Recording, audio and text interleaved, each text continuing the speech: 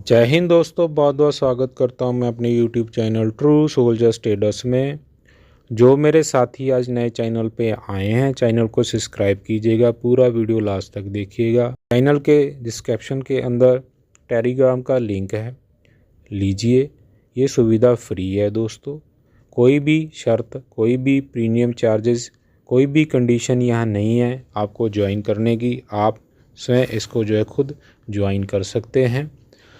Notification के लिए आप बेल आइकन को जो है सिलेक्ट ऑल पे कीजिएगा, जिससे आपको कोई भी वीडियो मिस ना कर पाएँ और आपको सूचना मिल जाए। दोस्तों, थोड़ा मार्केट के ऊपर पहले चर्चा करेंगे, उसके बाद आज की बाइंग के ऊपर जाएंगे कि आज हमने बाइंग जो की है उसके ऊपर भी हम चर्चा करेंगे। मार्केट के ऊपर क्यों गिरी है आज मुझे पूछ रहे थे आप लोग। मार्केट में गिरने का कोई ख़ास न्यूज़ नहीं है दोस्तों, सिर्फ़ और सिर्फ आने वाले इवेंट हैं उनका इम्पैक्ट के चलते आज प्रॉफिट बुकिंग आई है। और प्रॉफिट बुकिंग आज भी आई है और ये प्रॉफिट बुकिंग आपको कल भी देखने को लिए मिलेगी। क्यों, मैं वो आपको क्लियर कर देता हूँ। 19 तारीख को जो रात को 19 तारीख जो है, हम 19 को मॉर्निंग में खुलेंगे, उसी 19 की रात को 12:30 बजे Fed chairman rate cut announce करेगा। और 19 तारीख को ही जीडीपी के नंबर्स हैं, ये अमेरिका की बात कर रहा हूँ मैं। और उसी के चलते दोस्तों ये जो बड़े बड़े जो फंड हाउस हैं, चाहे एफएफआई है, चाहे डीआईआई है, चाहे जो प्रो लेवल के जो इन्वेस्टर हैं, बड़े इन्वेस्टर हैं, उनको ये पहले से ही पता होता है कि कौन सा इवेंट कब और कैसे आने वाला है। वो संभल के चलते हैं और रिटेलर को तो ये खबर ही नहीं लगती है। मैं सीधा एक सवाल भी यहाँ कर देता हूँ आप लोगों से। आप ट्रेड करते हो, आप न्यूज़ भी सुनते हो, मुझे कोई ईमानदारी से कमेंट बॉक्स में ये बता देना कि आपको 19 तारीख का इवेंट जो मैं आपको बता रहा हूँ, रेट कट और जो जीडीपी नंबर्स, किस किस को पता है, किस चैनल ने आपको जो है ब्रॉडकास्ट करके ये बताया हो कि ये 19 तारीख को ये कैसा इवेंट आने वाला है, तो इसका इम्पैक्ट ये हो पड़ेगा। कोई किसी को कोई नहीं बताता दोस्तों, यहाँ पे सब फंसाने वाले हैं और फंसा के हंसते हैं। तो मैं आपको एडवांस में बता रहा हूँ, 19 तारीख को ये बहुत ही इम्पोर्टेंट डाटा है। हालांकि रेट कट की बहुत संभावना कम है, मैंने कल भी बताया था। 0.25 बेसिस पॉइंट जो है ये होने की संभावना बहुत बहुत मुझे कम नज़र आ रही है। ये आज भी पता लग जाएगा। सीपीआई नंबर हैं जो आएंगे, जो आए हैं, पिछले जो नंबर आए थे उनका भी क्या फ़र्क पड़ेगा। तो मुझे बहुत कम अनुमान है कि यहाँ से रेट कट होगा। हो जाता है तो इसका भी वेलकम मार्केट करेगी, नहीं होगा तो तब भी कोई फ़र्क नहीं पड़ता है। क्यों? क्योंकि जो होना था वो हो चुका है। आज भी प्रॉफिट बुकिंग आने का कारण यही था, इसलिए आज अगर आपको कल भी प्रॉफिट अगर बुकिंग मिली तो यह आश्चर्य होने की कोई मतलब की दिक्कत नहीं है।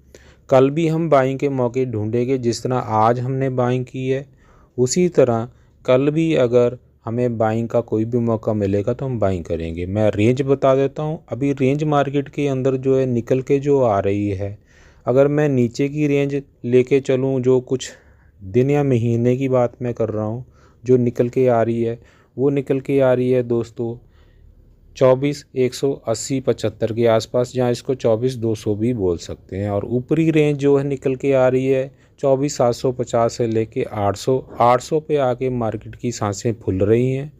जब तक 24,800 वॉल्यूम के साथ ब्रेक होके 15 मिनट ट्रेड नहीं होगा, तब तक हम 25,000 की तरफ नहीं जा सकते। ये आप चाहे मेरी बात लिख के रख लो।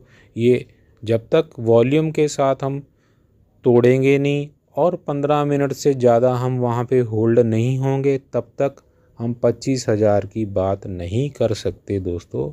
ये आपको समझना होगा कि इस रेंज की जो 500 की रेंज मैं बता रहा हूँ, 24,200 से लेके 24,750 या 24,800 की जो 500 की रेंज है, इसके अंदर अभी जो है बाय एंड डिप चल रहा है। और प्रॉफिट बुकिंग हो रही है टॉप पे जाके, जो कि 24,700 से शुरू हो जाती है, 24,720 440 तक प्रॉफिट शुरू हो जाता है। ये रेंज अभी ट्रेडर्स लेके चल रहे हैं। इस रेंज में अभी आप देखोगे कुछ समय में, हम तो ETF वाले हैं, ETF में भी अच्छे जो है रिटर्न्स आए हैं और स्टॉक्स में भी अच्छे रिटर्न्स आए हैं, बशर्ते कि वो ETF और वो स्टॉक अच्छे इन्वेस्टमेंट किए हों, ना कि इधर उधर से किए हों। तो ये तो रेंज मैंने अभी बता दी है। अभी यहाँ से और कितना नीचे जा सकता है दोस्तों, तो नीचे वाली बात और अगर बात आ जाती है, जब अब और बोल देते हो, तो मैं अभी 2400 की एक सपोर्ट मुझे जो बनती हुई शॉर्ट टाइम पे जो नज़र आ रही है, ये 24,000 बोल दिया, सॉरी, 24,000 जो है ये टूटेगा इतनी जल्दी नहीं। अगर टूटता है तो फिर हम बहुत नीचे जाने की हमारी संभावना है, जो कि हमने पहले भी देखा है कि हम जो है 23,300 23,350 के पास भी हम वापस आए हैं। तो 24,000 अभी तोड़ना बहुत ही जो है मुश्किल होगा मार्केट के लिए। जिस तरह का अभी जो इवेंट्स निकल चुके हैं और आने वाले इवेंट्स जो है, जिस तरह मार्केट को जो है आ रही हैं न्यूज़, FFI भी जो है अभी वापस आ रहे हैं धीरे धीरे मार्केट में, तो इसका इम्पैक्ट अभी आप देखोगे। तो चलो, आज जो हमने बाइंग की है मैं उसके ऊपर भी बता देता हूँ। मैंने जो है आज आपको बताया था कि मैं सिल्वर बीज जो है अपने लेवल के ऊपर बाइंग करूँगा, और आपने देखा कि सिल्वर बीज जो है आज जो मैं आपको बताया हुआ था कि मैं 86.52 पे ही बाइंग करूँगा, ये मेरा ऑर्डर लगा हुआ था और वो आज ऑर्डर एग्जीक्यूट हो गया। चार्ट को देखते हुए भी मैंने आपको चार्ट भी शेयर किया था टेलीग्राम व्हाट्सएप के ऊपर कि इसने ट्रेंड लाइन ब्रेक कर दी है और ये मेरे प्राइस की तरफ अभी चलना शुरू हो गया है। तो आज कंफर्म हो गया था कि इसने जो मेरी ट्रेंड लाइन ब्रेक की है, तो आज ये मेरा पोर्टफोलियो में ये शामिल हो जाएगा। दोस्तों, इससे क्या हुआ है, अभी एक मैं कल भी आपको बताया था कि मेरे पास 91.95 का एक लॉट है और आज का लॉट मेरे लगभग 6% डाउन, मैंने जो फर्स्ट लॉट से आज सेकंड लॉट अपने पोर्टफोलियो में ले लिया है। तो अभी मैं जो बाइंग किया हूँ वो बिल्कुल ही अपने लेवल्स के ऊपर बाइंग किया हूँ और मुझे लग रहा है कि मैं यहाँ से एक रिवर्सल शॉर्ट टाइम के लिए देखूंगा। हो सकता है यहाँ से हमें थर्ड लॉट भी लगाना पड़े, जिस तरह की अभी मार्केट के अंदर चर्चाएं चल रही हैं। मैंने शायद आपको कल भी बोला था कि मुझे अब सिल्वर में कुछ ड्रामा सा नज़र आ रहा है, गोल्ड में भी ड्रामा चल रहा है। तो ये अभी एक अपनी रेंज बनाएंगे और सिल्वर अभी इतना ज़्यादा गिरने की संभावना नहीं है जितना कि गोल्ड में एक गिरावट मैं देख रहा हूँ और एक अपना बेस बनाएगा अभी गोल्ड, फिर उसके बाद ये 3,000 की तरफ जाने के लिए फिर तैयार है। ये मैं 3,000 जो बोल रहा हूँ डॉलर फॉर्म में बोल रहा हूँ। तो अभी मेरी बाइंग अगर पूछोगे तो गोल्ड के अंदर मैं 2600 से स्टार्ट करूँगा। 2600 अगर मेरा लेवल आता है डॉलर के हिसाब से, तो हमारा गोल्ड भी इसका लेवल जो है वो लगभग 62.10 या 62.15 के आसपास आ जाना चाहिए। करेंसी ऊपर नीचे थोड़ा हो सकती है, उसका फ़र्क भी पड़ सकता है। तो ये मेरा बाइंग लेवल वहाँ पे रहेगा, बाकी मैं आपको बता दूंगा। तो ये जो अभी आप पूछोगे कि सर अगर आपने बोला कि नीचे जा सकता है तो कहाँ तक जा सकता है, तो मैं यहाँ भी बात यही करूँगा कि नीचे मुझे ये जो 84.15 के आसपास तक जाता हुआ जो है नज़र आ रहा है और यहाँ से ये रिवर्सल फिर ले लेगा, जो कि इसने प्रीवियस भी आप देखोगे वही चीज़ की थी, वो दोहराने के लिए एक बार ये पक्का आएगा। वहाँ फिर हम जो है अपनी बिल्कुल प्लानिंग के साथ एक लॉट तैयार रखेंगे और होगा तो मैं आपको बताऊंगा। यहाँ आप टॉपअप भी बना तो मैं टॉपअप भी यहाँ पे अपना प्लेस करूँगा। जैसे कि मैं आपको बता दिया हूँ कि मेरे पास अभी 2 ही लॉट आज का मिला के हुए हैं, मेरे पास कोई भी गोल्ड का लॉट नहीं है और हैज करने के लिए मेरे पोर्टफोलियो को अभी सिर्फ़ और सिर्फ इक्विटी के सामने 2 सिल्वर के लॉट हैं, इसके अलावा मेरे पास कुछ नहीं है। दोस्तों सेकंड बाइंग मैंने आपको जो बोली थी कि मैं निफ्टी 20 में बाइंग कर रहा हूँ, और निफ्टी 20 में बाइंग करने के लिए मैंने आपको ये भी बताया था कि मैं इसमें टॉपअप लगा रहा हूँ। टॉपअप लगाने किस लिए, क्योंकि ऑलरेडी मेरे पास निफ्टी 20 के 2 लॉट थे, और 2 लॉट में एक लॉट 3.5% डाउन है और इक्वल चल रहा है, इसलिए मैंने उसमें अब टॉपअप लगाया है। और साथ ही साथ जो है, अगर मैं बात करूं बैंक 20 की, तो बैंक 20 में भी मैंने जो है आज जो है बढ़िया लेवल अपने, जो मेरे ऑलरेडी पहले की बाइंग भी है इसके अंदर, आज मैंने उसी के अंदर मैंने टॉपअप किया है। और टॉपअप के साथ साथ मेरा जो है इसके अंदर भी 2 होल्डिंग लॉट की बन गई है, और ये भी अच्छी बाइंग आज हुई है। कैसे, मैं वो भी बता देता हूँ आपको। ये भी दोस्तों बैंक 20 भी उसी रेंज में ही चल रहा है जैसे कि निफ्टी हमारी चल रही है, लेकिन बैंक के अंदर जो है काफ़ी ज़्यादा बढ़िया रन आ गया था ड्यू टू प्राइवेट बैंक की। प्राइवेट बैंक और आज पीएसयू दोनों में ही जमकर ही प्रॉफिट बुकिंग हुई है, और उस प्रॉफिट बुकिंग के कारण आज जो है इसका जो है हालत 1.40% जो नीचे आया है, उससे हमें एक जो है एक बढ़िया एक टॉपअप कह लो, चाहे एसआईपी कह लो, जिस भी माध्यम से आप बाइंग कर सकते थे, हमने अपनी वो बाइंग की है, जो कि अच्छा एक बनता है बाइंग का कि हाँ हम इस लेवल पे बाइंग कर सकते हैं अगर न्यूज़ को देख के चलें। तो कल भी हम देखेंगे जो ईटीएफ हमें डिमांड करेगा, चाहे बैंक आई करे, चाहे बैंक 20 करे, चाहे निफ्टी 20 करे, चाहे कोई भी ईटीएफ करे, कल भी हम देखते हुए बाइंग करेंगे। दोस्तों अगर मैं आगे बात करूं तो आगे मैंने आपको बताया था कि अगर ऑयल आई 11 पे मिले तो मैं इसके अंदर एसआईपी करूंगा, और इसने वो 11 पे आया और मैंने इसमें एसआईपी आज अपनी की है। जैसे कि आप जानते हो मेरे पोर्टफोलियो में 4 लॉट ऑलरेडी इसके होल्डिंग में हैं, और मैंने आपने जो है आज एक फर्स्ट लॉट के अंदर अपना जो एवरेजिंग करके उसमें एसआईपी की है।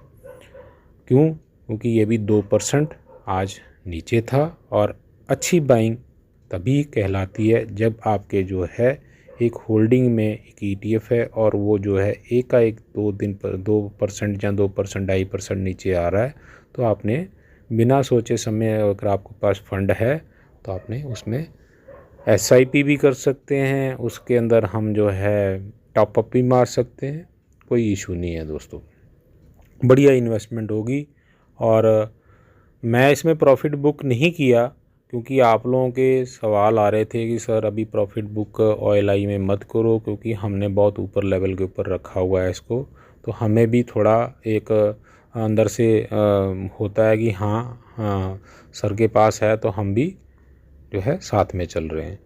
तो सर तो भाई चलता है, सर तो अपना जो पूरा फंड को मैनेज करके चलता है। मुझे उस वक्त खुशी नहीं होती है कि जब आप नीचे आता है और आप ऐड नहीं करते हो। मैं आज ये यकीन से बोल सकता हूँ, मैं हो सकता है उन भाइयों को ये बुरा भी लग जाए, आज उन्होंने 2% नीचे आया ना, आज ऐड नहीं किया होगा, कारण फंड का इशू है। बाइंग बनती है दोस्तों, अगर बाइंग क्यों नहीं होगी, अगर फंड है तो बिल्कुल होगी। फंड मैनेज करना सबसे बड़ी बात है। जिस बंदे ने यहाँ पे फंड मैनेज कर लिया, मार्केट का बादशाह वही है इस वक्त। ठीक है दोस्तों, चिल्लम चिल्ली नहीं करनी है हमें, बढ़िया परफेक्ट हमने बाइंग करनी है, लेवल्स के ऊपर बाइंग करनी है, डिसिप्लिन से बाइंग करनी है। आप देखना कितना एंजॉय आपको अपनी बाइंग के पोर्टफोलियो जब देखोगे ना, बहुत आनंद लोगे आप, बहुत ही आनंद लोगे जब आपकी एक बढ़िया हेल्दी बाइंग पोर्टफोलियो में नज़र आएगी। कब प्रॉफिट बुक करना है, कब आपने निकलना है, कब ऐड करना है, ये सारा आपको पोर्टफोलियो ही बताएगा। ज़्यादा खिंचम खिंची नहीं करनी है, पूरा स्क्रीन भर के नहीं रखना अपने पोर्टफोलियो का। जितना आप पोर्टफोलियो बढ़िया बना के रखो उतना ही अच्छा है। ज़रूरी नहीं है कि आपको जो है 20-22 ईटीएफ ही खरीदने हैं। आप 5 ईटीएफ ले लो, बढ़िया ईटीएफ ले लो, आप 6 ईटीएफ ले लो, आप 10 ईटीएफ ले लो, आप 15 ईटीएफ ले लो। ज़रूरी थोड़ा ना कि सभी ईटीएफ में आपने जाना है। मैं ये समझता हूँ जब आप जो है ना ये सारे ETF बाय करके बैठ जाते हो तब आपको फंड का इशू आ जाता है। आप देखो कि मैं किस ETF में ज़्यादा कंफर्टेबल हूँ, मैं इस ETF में बढ़िया स्विंग कर सकता हूँ, मैं इस ETF में अच्छा पैसा निकाल सकता हूँ, मुझे इतने ही ETF में अपना फ़ंड जो है एलोकेट करके अपना फ़ंड को जो है डिवाइड करके मुझे मैनेज करना है, वो आपके ऊपर है क्योंकि आपका फ़ंड आप जानते हो। इसलिए सबसे बढ़िया बेटर यही बात है जब आपके सवाल मुझे आते हैं ना लॉट साइज कितने का होना चाहिए। मैं शायद कल एक कमेंट पढ़ रहा था, मैंने उनको बोला था कि मेरे से बात कर लेना। दोस्तों मैं कैसे बताऊं आपको कि आपके पास कितने का लॉट होना चाहिए, क्या करना चाहिए क्या नहीं करना चाहिए। मैं सीधा ही बोलता हूं कि पहले आप शुद्ध डिसीजन लो कि आपने करना क्या है, आपकी रिक्वायरमेंट क्या है। फंड रोटेट भी किए जाते हैं, ठीक है, ज़रूरी नहीं कि आप इधर से उसी में ही बस बैठ गए और कुंडली मार के बस मैं तो उठूंगा ही नहीं यहाँ से, ऐसा नहीं है। अगर आपके पास जो है सरप्लस फंड इस ETF का है तो आप दूसरे में शिफ्ट अप करते हो, मैं यही करता हूँ ना, ठीक है। तो ऐसा आप करो ना ETF को। जब अभी अभी मैं आज जो मेरे पास फंड आया था मेरे, मैं बैंक से नहीं लेके आया, मैं सीधा मेरा जो कल और परसों का फंड आया था मैं उसी से आज फिर बाइंग कर ली है, ठीक है। तो ये फंड आपस में रोटेट होते रहते हैं। कभी आपका वो ETF आपको ETF कभी प्रॉफिट दे रहा होगा, कभी B प्रॉफिट दे रहा होगा, कभी आपका C वाला डिमांड करेगा, कभी आपका A वाला डिमांड करेगा। तो हमने पैसे को रोटेट करते जाना है। हाँ, ज़्यादा खिचड़ी नहीं मचानी है। पहले आप ये डिसाइड करो कि मुझे कितने ETF लेके चलने हैं, मैं कितने को संभाल सकता हूँ। आपके पास ज़्यादा फंड है, आप ज़्यादा ETF में आ सकते हो।